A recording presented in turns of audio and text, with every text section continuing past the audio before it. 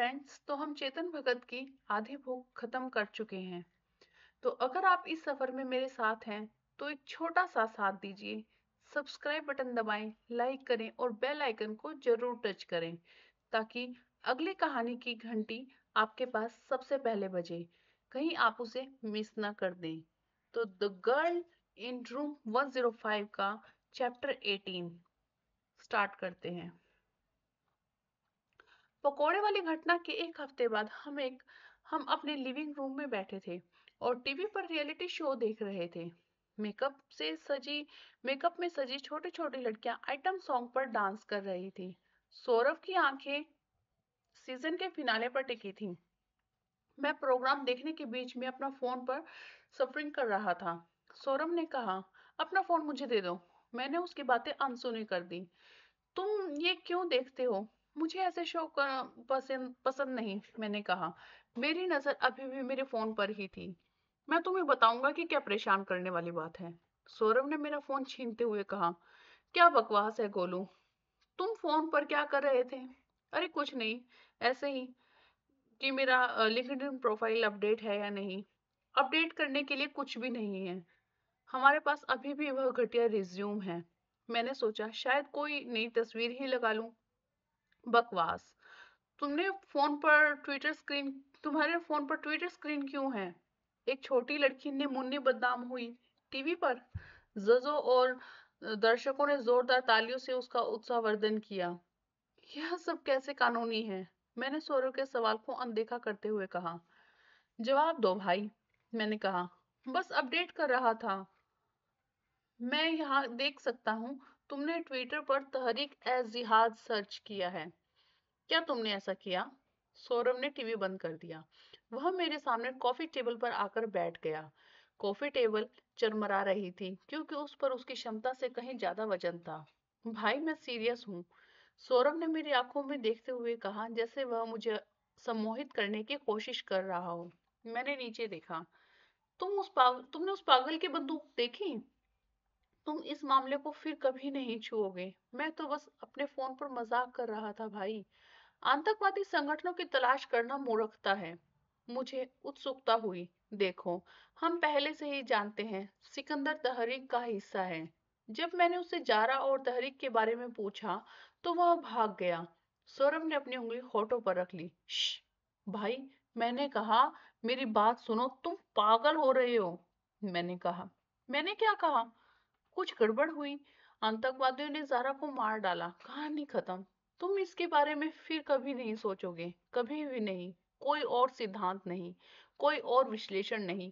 बस इसे अपने दिमाग से मिटा दो। लेकिन कैसे? मैंने कहा। ऐसे लगता है कि मेरे पास सोचने के लिए और कुछ है ही नहीं। जीवन में मुझे और कुछ भी सार्थक नहीं लगता, यह जिसकी मुझे परवाह हो। नई नौकरी मिल रही है? मैंने अपना सर हिलाया। मुझे नई नौकरी की जरूरत है, लेकिन मुझे इसकी कोई परवाह नहीं है। कोई नई लड़की ढूंढने के बारे में क्या ख्याल है? ऐसी मानसिकता नहीं है। एक लड़की ने मुझे बहुत दर्द दिया है। टिंडर भाई, दर्द रहित प्यार। क्या तुम्हें पता है टिंडर पर मेरी 2 मैच हुई थी? तुमने किया? क्या हुआ? कुछ नहीं। जब हमने बातचीत की तो वे मुझसे बेजोड़ थी। मैच नहीं हुई कुछ। क्या? क्यों? उन्होंने कहा कि वे ईमानदारी को महत्व देते हैं। मैंने कहा ठीक है। उन्होंने मुझसे पूछा कि मैं क्या चाहता हूँ। मैंने उन्हें बताया। तुमने उन्हें क्या बताया? मैंने सेक्स कह दिया, या कोई भी शारीरिक संबंध, यहाँ तक कि हाथ से काम करना भी। सौरव ने सीधे चेहरे से कहा। क्या? मैंने कहा। तुमने क्या कहा? मैंने तुमसे कहा था मैं ईमानदार था। मैं जोर से हंस पड़ा। और फिर? मैंने पूछा। उन्होंने मुझे डिलीट कर दिया। ईमानदारी मेरी। यहाँ आओ, मेरे किसी भी शारीरिक प्रिय, मैंने कहा, उसे गले लगाने की कोशिश करते हुए। सौरभ ने कहा, मेरे ऊपर से हट जाओ और तुम सीरियस हो जाओ। मैं सीरियस हूँ, मैंने कहा, जबकि मैं हंसता रहा। लेकिन गंभीरता से हाथ से काम करना भी ठीक है। तुमने सच में ऐसा कहा? सौरभ ने कहा, मैं बाहर चला जाऊंगा। केस और मेरे बीच में से किसी एक को चुन लो। क्या? मैंने कहा। मेरे चेहरे से हंसी गायब हो गई। हम में से कोई भी 1 मिनट तक नहीं बोला। सौरभ मेज से उठ खड़ा हुआ। मुझे अपना जवाब मिल गया। मैं इस सप्ताहांत यहाँ से चला जाऊंगा, उसने कहा। तुम क्या सेंट्री ड्रामा कर रहे हो? मैंने कहा। मैंने उसका हाथ खींचकर उसे फिर से बिठा दिया। क्या? वो मेरी ओर मुड़ा। चलो मामला छोड़ो। मैं पहले ही बहुत कुछ खो चुका हूँ, मैं तुम्हें नहीं खो सकता। सच में भाई, तुम मेरे लिए ऐसा करोगे? अभी मछली मत पकड़ो, टीवी वापस चालू करो। मैं देखना चाहता हूँ कि क्या वह मुन्नी बदनाम लड़की जीतती है। चंदन ने कहा, नामांकन में भारी गिरावट आई है, यह अस्वीकार है। कमरे में पान मसाला, सस्ते कॉलोन और सामान्य अप्रियता की गंध भर गई थी। चंदन ने एक लेख पढ़ा था, द इकोनॉमिक टाइम्स कॉर्पोरेट में साप्ताहिक प्रबंधन बैठकों के महत्व के बारे में। उसे यह विचार पसंद आया, इस तथ्य को नजरअंदाज करते हुए कि चंदन क्लासेस एक तानाशाही थी, न कि एक कॉर्पोरेट। अब हमें शनिवार की सुबह 8 बजे रिपोर्ट देना था, यानी कक्षाएं शुरू होने से 2 घंटे पहले। चंदन इन बैठकों के लिए औपचारिक सूट पहनता था। वह दक्षिण भारतीय फिल्मों के खलनायक के साथी की तरह लग रहा था, जिसने अपनी बेटी की शादी के लिए कपड़े पहने थे। प्राध्यापक से लेकर चपरासी और सेक्सी शीला तक सभी को सुबह सुबह होने वाली इन बैठकों का विचार नापसंद था। शानदार कदम, सर, रसायन विज्ञान के शिक्षक ब्रिज चौबे ने पहली मुलाकात में कहा था। हम वास्तव में पेशेवर बन गए हैं। मोहन या पुली सर ने कहा, जो दिल्ली में एक विषय पुली को किसी और से बेहतर ढंग से पढ़ाने के लिए प्रसिद्ध है। चंदन अरोड़ा की चापलूसी करना एक कला थी। सेक्सी शीला के लिए यह सचमुच एक कला थी, और दूसरे शिक्षकों के लिए यह लाक्षणिक रूप से एक कला थी। वह हमसे कहीं बेहतर थे। हालांकि आज सारी झूठी तारीफें चंदन के मूड को ठीक करने में नाकाम रही। उन्होंने कहा, छात्रों की संख्या देखिए, एक तिमाही पहले 402 से घटकर 376 रह गई है। जब उन्होंने ड्रॉप्ड में आर धमनी निकाली, तो पान का एक छोटा सा टुकड़ा उसके मुंह से मसाला निकलकर मेरी कलाई पर गिर गया। सौरभ ने इसे देखा और घृणा से भर गया। उसने अपनी सहानुभूति व्यक्त करने के लिए एक टिश्यू मेरी ओर बढ़ाया। मिस्टर सौरभ महेश्वरी, चंदन अरोड़ा ने कहा। जी सर, सौरभ ने सीधे बैठते हुए कहा। चंदन ने कहा, कृपया ध्यान दो इधर। मैं भुगतान कर रहा हूँ सर। आपका पढ़ाने का विषय क्या है, मुझे बताएं। क्षमा करें सर। विषय क्या? रसायन शास्त्र। आपने मुझे इसके लिए काम पर रखा है सर। चंदन ने कहा, मुझे गैस के सारे नियम बताओ। वहां उपस्थित 8 संकाय सदस्य और सेक्सी शीला ने एक दूसरे को अजीब नजरों से देखा। क्या आप सीरियस हैं चंदन सर? हाँ, मैं जानना चाहता हूँ कि मेरे अपने लोग अपनी चीजें भी जानते हैं या नहीं। बॉयल का नियम, चॉर्ट्स का नियम, ग्राहम का प्रसार नियम, अवोगाद्रो का नियम और डाल्टन का आंशिक दाब नियम। आप चाहते हैं कि मैं इनमें से प्रत्येक के बारे में बताऊं सर? सौरभ ने कहा। कोई जरूरत नहीं, चंदन ने बड़बड़ाते हुए कहा। लेकिन यह तो बताओ कि नामांकन क्यों कम हुआ है? इसका कारण शिक्षण की गुणवत्ता होगी। किसी ने भी जवाब में एक शब्द नहीं कहा। चंदन ने कहा, मैं इस महीने सभी के वेतन में 10 या 20% की कटौती कर रहा हूँ। क्या? मैंने अचानक से कहा। सभी लोग मेरी ओर चौंक कर देखने लगे, मानो मैंने हिटलर के मुंह पर कह दिया हो कि उसकी मूछें अजीब हैं। तुम्हें समझ में नहीं आता? व्यापार गिरता है, तुम्हारी तनख्वाह गिरेगी, चंदन ने कहा। जब नामांकन बढ़ा तो आपने कभी हमारा वेतन नहीं बढ़ाया सर, मैंने बड़बड़ाते हुए कहा, हालांकि इतनी ऊंची आवाज में नहीं कि वह सुन सके। तुमने क्या कहा? चंदन ने बोला। कुछ नहीं सर, दूसरी कोचिंग क्लासेस खुल गई हैं। अब तो जेईई की तैयारी के लिए ऑनलाइन ऐप भी आ गए हैं, जबकि हमने बच्चों की कड़ी प्रतिस्पर्धा का सामना करने के लिए तैयार किया। हमारे अपना व्यवसाय भी इससे अछूता नहीं रहा। क्या आप चंदन क्लासेस बेच रहे हैं? क्या आप छात्रों से कह रहे हैं कि वे अपने साथ कुछ लेकर आए? उनके दोस्त? नए छात्रों को लाने का यही सबसे अच्छा तरीका है, चंदन ने कहा। हम फैकल्टी हैं सर, यह सम्मानजनक नहीं लगता, सौरभ ने कहा। कैसी गरिमा? यह धंधा है, समझो। सेक्सी शीला चंदन के दिल्ली के आधिकारिक अभिवादन के इस्तेमाल पर शर्मा गई। शायद मैंने इसकी कल्पना की थी, लेकिन मुझे लगता है कि अपने प्रेमी के इस अल्फा पुरुष पक्ष को देखकर वह थोड़ी उत्तेजित हो गई। सौरभ ने मेरी ओर देखा। मैंने मानसिक रूप से उसे शांत रहने के लिए कहा। चंदन ने आगे कहा, और खुद को फैकल्टी कहना बंद करो। यह कोई यूनिवर्सिटी नहीं है जो डिग्री या डिप्लोमा देती है। यह एक कोचिंग सेंटर है। हम छात्रों को परीक्षा पास करना सिखाते हैं और हम इसे पैसे भी कमाते हैं। मेज के चारों ओर बैठे सभी लोगों ने अपना सिर नीचे झुका लिया। सब लोग बाहर निकल जाओ। इस बार वेतन में कटौती की गई है। अगर अगली तिमाही में संख्या में सुधार नहीं हुआ तो मैं लोगों को नौकरी से निकाल दूंगा। हर संकाय सदस्य को हर तिमाही में 10 नए छात्र लाने होंगे। यह जरूरी है। मिस्टर गैसलाउस, खास तौर पर आप समझ रहे हैं ना?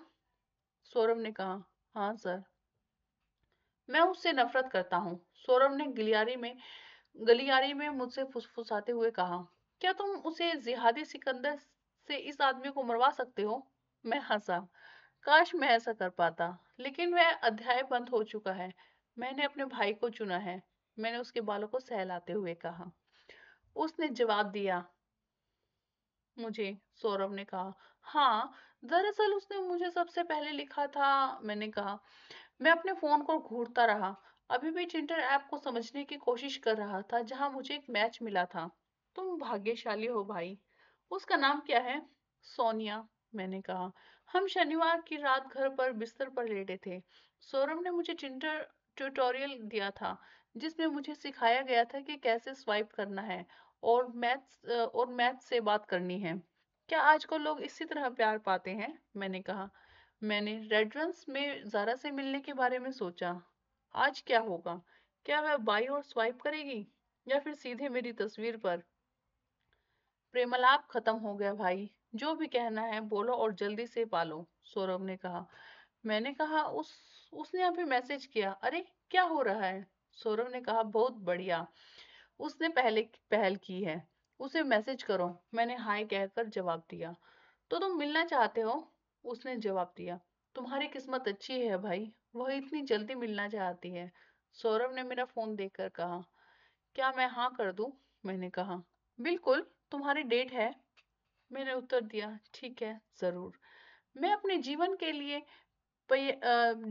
प्यार के जवाब का इंतजार करने लगा। उसने 5 मिनट बाद जवाब दिया। 1 घंटे में 5 किलोमीटर। इसमें बीजे और एक शॉट सीधा शामिल था। मैंने स्क्रीन सौरभ की तरफ घुमा दी। क्या? सौरभ ने कहा और मैसेज पढ़ा। ओह, प्रोफेशनल, सॉरी भाई, उसे अनमैच करो। यह मुसीबत की तरह लग रही है। मैंने सोनिया को हराया और हमारी प्रेम कहानी 6 मिनट में ही खत्म हो गई। मैंने लाइट बंद कर दी। सौरभ अभी भी मेरे कमरे में सोना चाहता था। मैं थक गया हूँ, शुभ रात्रि, मैंने अंधेरे में सौरभ से कहा। जरूर, शुभ रात्रि भाई। लेकिन एक बात, क्या तुम्हें लगता है कि सोनिया ने मोल तोल किया होगा? मैं क्लासरूम में अकेला बैठा था और क्लास के बाद टेस्ट पेपर चेक कर रहा था। सौरभ अंदर आया और दरवाजा बंद कर दिया। क्या बात है? मैंने पूछा। सौरभ ने कहा, चंदन ने मुझे वार्निंग दी थी। वार्निंग? मैंने उत्तर पत्रक से ऊपर देखते हुए कहा। मुझे कोई नया छात्र नहीं मिला। उसने मुझे ये वार्निंग दी कि अगर मैं अगले महीने नए छात्र नहीं लाऊंगा तो मेरी नौकरी चली जाएगी। मैं भी किसी को नहीं लाया। असल में मैंने एक को जाने के लिए मना लिया है। मैंने कहा। तुमने ऐसा कहा? तुमने ऐसा किया? वह फैशन की पढ़ाई करना चाहता था। ऐसा आदमी जेईई कैसे पास कर सकता है? भाई, चिंतन तुम्हें मार डालेगा। चिंता मत करो, मैंने कहा। उस छात्र ने पूरे साल की फीस जमा कर दी थी। वह वापस नहीं जाएगा। चंदन को पैसे नहीं गंवाने पड़ेंगे, लेकिन कम से कम छात्र को 1 साल तो यहाँ बर्बाद नहीं होगा ना। चंदन क्लासेस में चपरासी बिस्वाए चाय के प्यालों से भरी ट्रे लेकर क्लास में आए। हमने एक कप चाय उठा ली। विश्वास, कुछ बिस्कुट लोगे? विश्वास ने कहा। चंदन सर ने कहा कि अब और बिस्कुट नहीं। क्या? क्यों? मैंने पूछा। लागत में कटौती या कुछ और? वह जो कह रहा है वह क्या मालूम, विश्वास ने कहा और कमरे से बाहर चले गए। हमने चुपचाप चाय पी और सोचा कि चंदन द्वारा हमें नौकरी से निकाले जाने से पहले हमारे पास कितने दिन बचे हैं। मैंने छात्रों की उत्तर पुस्तिकाएं ठीक करना फिर से शुरू कर दिया। कुछ मिनट बाद सौरभ बोला, भाई, मैं कभी इंजीनियर नहीं बनना चाहता था। मैं इंजीनियर इसलिए बना क्योंकि मेरे माता-पिता चाहते थे। मुझे उस काम के लिए सज़ा मिलनी चाहिए जिसमें मेरा विश्वास नहीं था या जिसके लिए मैं जुनूनी नहीं था। मैंने उत्तर पुस्तिका से नज़र हटाई, बिना मुंह बनाए। क्या मैं कुछ कह सकता हूँ? सौरभ ने कहा। ज़्यादा उत्साहित मत होना। क्या? मैंने कहा। मुझे केस की याद आती है। जारा का मामला?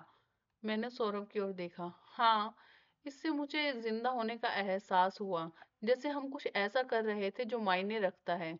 हमारा कोई उद्देश्य था। रियली? जैसे कि जब मैं लक्ष्मण का फोन हैक किया था, या जब मुझे पता चला कि सक्सेना लंगड़ाता है। हाँ, यह सब तुमने ही किया है। यही सबसे बड़ी वजह है कि मैंने केस छोड़ दिया। मैं तुम्हारे बिना यह सब नहीं कर सकता। मैं अपनी उत्तर पुस्तिकाओं के पास वापस चला गया। सौरभ ने कहा, उस जिहादी ने हमारे चेहरे पर बंदूक तान दी। इसी वजह से मैंने तुम्हें रोका था। हाँ, मुझे पता है। सौरभ ने सिर हिलाया और चुप हो गया। मैंने पिछले कुछ टेस्ट पेपर चेक करने शुरू कर दिए। तुम ट्विटर पर तहरीक ए जिहाद क्यों सर्च कर रहे थे? मैंने अपने उत्तर पुस्तिका से ऊपर देखते हुए कहा। तुम यह सब क्यों कर रहे हो गोलू? मैं बस उत्सुक हूँ। ट्विटर क्यों? तहरीक के बारे में पता लगाने के लिए, और सिकंदर कहाँ हो सकता है। इन संगठनों की अक्सर ट्विटर पर सक्रिय उपस्थिति होती है। अच्छा, और यह सफेद पाउडर क्या है? क्या तुम्हें पता चला? मैंने अपनी कलम का ढक्कन लगाया और सारी उत्तर पुस्तिकाएं एक तरफ रख दी। मैंने सौरभ की आंखों में देखा। रियली सौरभ? क्या? नहीं, मुझे नहीं पता चला। तुमने मुझे केस पर काम करने से रोक दिया, याद है ना? और सिकंदर के सेल फोन रिकॉर्ड, राणा हमें उन्हें पाने में मदद कर सकता है। तुम क्यों पूछ रहे हो भाई? सौरभ ने अपनी खाली चाय का कप मेज पर पटक दिया। मुझे नहीं पता कि क्या ज्यादा बुरा है। अगर हम इस केस पर काम करेंगे तो जिहादियों द्वारा हम मारे दिए जाने का खतरा तो है, या फिर चंदन क्लासेस में हमारी धीमी मौत। सौरभ ने कहा और कमरे से बाहर चले गए। मैं अपनी नियमित रूप से आने वाले बुरे सपने से जाग गया। लगभग हर रात मैंने सपना देखा कि ज़ारा खुद को छुड़ाने के लिए संघर्ष कर रही थी, क्योंकि उसका हत्यारा अपने हाथों से उसका गला घोंट रहा था। मैंने समय देखा, सुबह के 3 बज रहे थे। सौरभ जाग रहा था। वह मेरे बगल में मेरे बिस्तर पर बैठा था और अपने लैपटॉप पर काम कर रहा था। तुम क्या कर रहे हो? मैंने पूछा। सिकंदर श्रीनगर में है। मैं पक्का बता सकता हूँ, सौरभ ने कहा। मैं उठकर बैठ गया। कौन? क्या? सिकंदर? एक समूह में उसकी एक तस्वीर है। तहरीक के एक अकाउंट ने इसे ट्विटर पर पोस्ट किया है। यह प्रामाणिक और हल ही की तस्वीर लगती है। वाह, मैंने तस्वीर देखते हुए कहा। सिकंदर और 6 अन्य युवक तहरीक ए जिहाद के झंडे के साथ खड़े थे, जिसकी पृष्ठभूमि में पहाड़ थे। आपको तुम्हें ये कैसे मिला? मैंने पूछा। मैंने अरबी में खोजा, व्यवसाय पर जो कुछ भी लिखा था उसे दर्ज किया। कार्ड हमें तिजोरी में मिला। मुझे गूगल ट्रांसलेट का इस्तेमाल करने और दर्जनों अकाउंट देखने में थोड़ा समय लगा बस। लेकिन देखो, उन्होंने 2 दिन पहले यह तस्वीर पोस्ट की है। मैंने फुसफुसाते हुए कहा। क्यों? उन्होंने यह तस्वीर क्यों पोस्ट की है? पता नहीं। नहीं गोलू, तुम ऐसा क्यों कर रहे हो? बताओ ना, क्यों कर रहे हो? यह मेरे जीवन का एकमात्र सार्थक चीज है, और मुझे लगता है कि हम करीब हैं। हमें हार नहीं माननी चाहिए। तुम्हें यकीन है? सौरभ ने अपने हृदय पर हाथ थपथपाया और सिर हिलाया।